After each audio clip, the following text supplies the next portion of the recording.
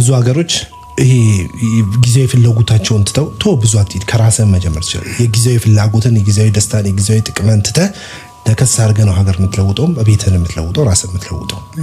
አገር እየተለወጠ ነው በሚለው ውስጥ በጣም ነው የምስማማው። ከዛ ውጪ ግን ኢኮኖሚው ላይ ስትለኝ ኢኮኖሚ በነገራችን ቀጥታ የሚገናኘው ከሰላም ጋር ነው። ለኔ ለምንድን ነው ብትል ሰላም ከኔና ከአንተ ነው የሚወጣው። አንተ በራስህ ለሰላም ምንም አስተዋጽኦ ሚዲያው ጠቅላላ ስለ መንግስትን ከመተቸት ይዘለለ ግደለው እንዳትተው ያወርደው ከማለት ይዘለለ ለሰላም ምንም አስተዋጽኦ አይከፍል ዋጋም አይከፍል። ሰላም መጠበቅ ያለበት አንተ ነህ። እሱን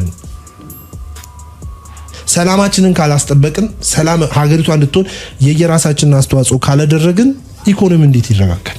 የውጭ እኮ ኃይል መጥቶ አላጠቃንም። እርስ በርስ እኮ ነው የተበላላን።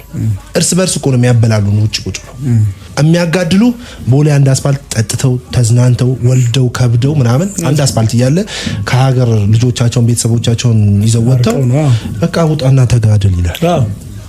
ለምን ሙቀደም አንተ ስልጣን ላይ እንድትወጣን ያልሞትልህም ከዚህ በኋላ በጠረጴዛ ዙሪያ ተነጋግረ ስልጣንን መያዝ ካለበት ይይዛል። ከዛ ውጭ ግን እኔ አልሞትም። ለማን ወጣቱም መሞት የለበትም።